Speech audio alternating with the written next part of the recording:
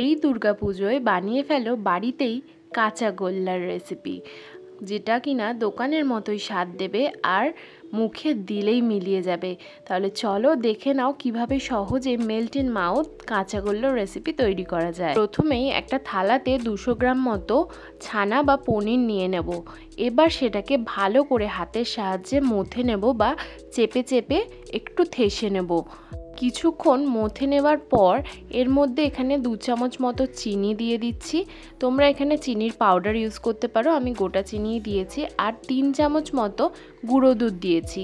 দিয়ে ভালো করে আবারও এটাকে আস্তে আস্তে করে মথে নিতে হবে একটু একটু করে, যাতে কোনো রকম ডেলা না পেকে থাকে। তাহলে ভালো করে এটাকে হাতের সাহায্যে যেভাবে আমি দেখাচ্ছি ঠিক চিপে চিপে এইভাবে পুরো জিনিসটাকে আমরা মথে নেব। এরপরে আমি এখানে দিয়ে দিচ্ছি এলাচ গুঁড়ো ফ্লেভারের জন্য। এটা অপশনাল, তোমরা দিতেও পারো আবার নাও দিতে পারো, বাট দিলে ভালো লাগবে। দিয়ে ভালো করে আরও বেশ কিছুক্ষণ হাতের সাহায্যে মথে নেব। দেখতেই পাচ্ছ টেক্সচারটা ঠিক এই রকম টাইপের হবে, একদমই নরম আর সফট। ঠিক এই সময় একটা কড়াইতে 1/2 লিটার দুধ নিয়ে নেব। সেটাকে ভালো করে বেশ কিছুক্ষণ ফুটিয়ে নেওয়ার পর ছানাটাকে দিয়ে ভালো করে দুধের সাথে মিশিয়ে নেব। তারপরে দুধটাকে ঠিক ততক্ষণ অবধি ফোটাবো মিডিয়াম ফ্লেমে যতক্ষণ না দুধটা পুরোপুরি মরে যাচ্ছে। ঠিক এই রকম টেক্সচার যখনই হয়ে যাবে গ্যাসের ফ্লেমটা অফ করে দেবো। আর তারপরে এখানে একটু ঘি দিয়ে আমরা এটাকে নামিয়ে নেব।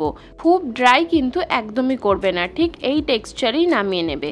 এরপর হাতে আমি ঘি লাগিয়ে নিয়ে ভালো করে হাতের সাহায্যে গোল গোল করে এরকমভাবে শেপ দিয়ে নিচ্ছি। তোমরা যদি ছানাটাকে খুব ড্রাই করে ফেলো তাহলে কিন্তু এরকম গোল হবে না, জিনিসটা ভেঙে যাবে।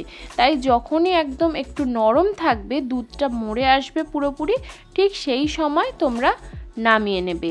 এইভাবে হাতের সাহায্যে আমি প্রত্যেকটাকে এরকম গোল শেপ দিয়ে নিচ্ছি। শেষে তোমরা গার্নিশিংয়ে কেশর বা পেস্তা দিয়ে গার্নিশিং করতে পারো।